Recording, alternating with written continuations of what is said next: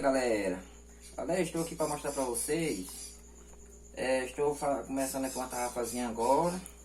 Tarrafazinha malha 7. Vou pegar tilápia, galera.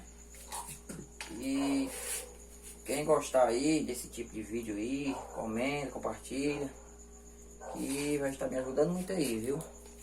E aí quando ela estiver pronta aqui, eu vou estar voltando para vocês, para estar mostrando para vocês aqui ela pronta.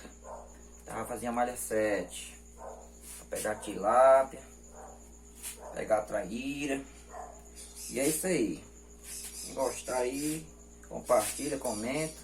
O que é que vocês acham aí?